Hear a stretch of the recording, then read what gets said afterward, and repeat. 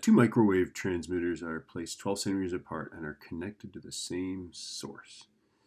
Which, of course, that means that they're going to be in phase and they're going to be coherent, right? So this is just like a Young's double slit experiment, right? It's like, wah. Okay, it's going to be exactly the same thing, only much more straightforward.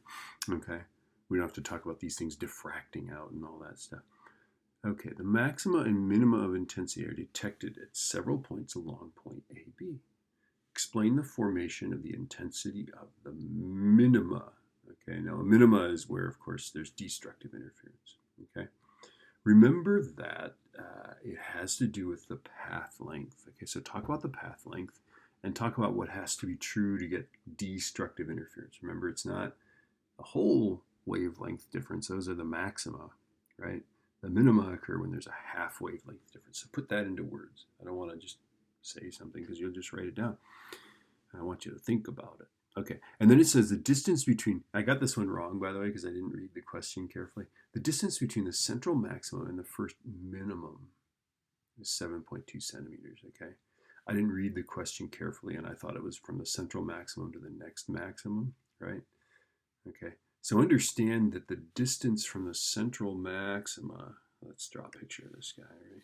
This is what we're used to, right? Here's our zero, that's the center, right? Here's our center spot right here. Okay, remember this pattern is like something like that, right? Right, so there it is, right? Okay, they're telling you that this distance here is 7.2 centimeters, which means that this distance is 14.4 centimeters, and that's the distance you want to use. Okay, and 54 centimeters. Anyway, you can use, really we should be using, these are large angles, we really should be using n lambda is d sine theta, right, where d is going to be this, right, the angle is going to be whatever, we'd have to figure that out with inverse tangent, right, but you know what, you can get away with this guy, theta s is lambda d over d, right, so the distance to the screen is that, okay, the distance that they are apart is our, like that, they tell us the wavelength, oh, that's what we're calculating, okay, and then s is going to be that, and then we're solving for the wavelength. You can do that, that works, no worries.